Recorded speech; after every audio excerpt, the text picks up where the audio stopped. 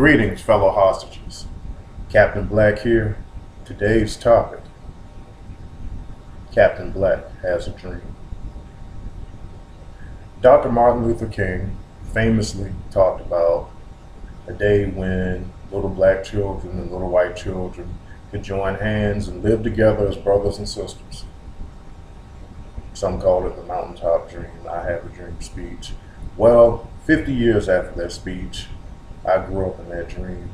And now, standing on the other side of the mountaintop, I'd like to share a different dream. My dream is that black parents, male and female, preferably married, but at least involved, stay together to raise their children. My dream is that black men and police at some point will work together, brothers and badges together, to reduce crime in the inner city. Once they realize that instead of being two separate sides, ultimately they're on the same side, if the objective is enhancing public safety in black zip codes where it's a gamble. My dream is having an infrastructure where we don't attempt to integrate ourselves as exotic pets into a larger society with resources, where all we have to offer is lip service and empty pockets. I have a dream where instead of forced desegregation, which gave me and my generation our taste of citizenship, if you will, in 50 short years, I can freely associate with like-minded people, regardless of their color. I have a dream that personal excellence and a culture which encourages excellence among American blacks becomes our industry standard, instead of what we currently see, where the thug and the twerker have regrettably become the middle class, or I'll just say the mainstream, because middle class is the economic term, but it has become the mainstream in the black community. I have a dream that being a felon will not be an employment credential, which is being pushed by liberals and, regrettably, black apologists who don't want to admit that they feel that the best that a black man can do is be a career criminal.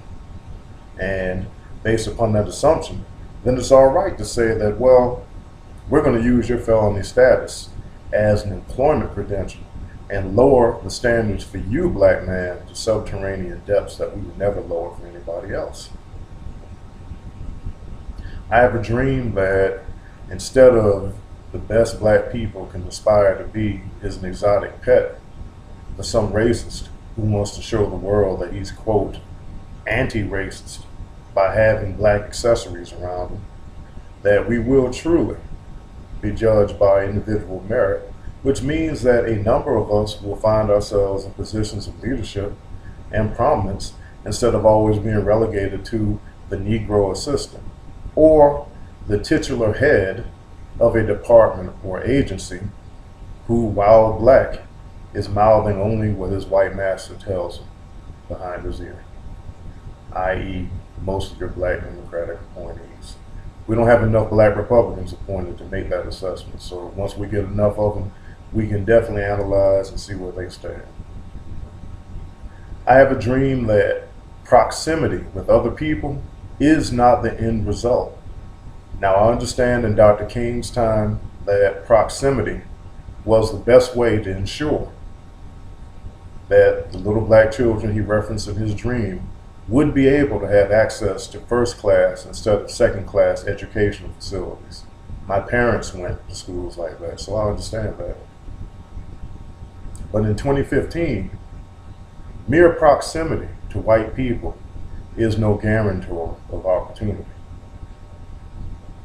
If you are not productive within yourself, if you do not speak English as a first instead of a third language, if you feel that the hood is the only cultural model from which you operate, then you have limited yourself far more than whatever real, and there is real, or imagined racism faces you.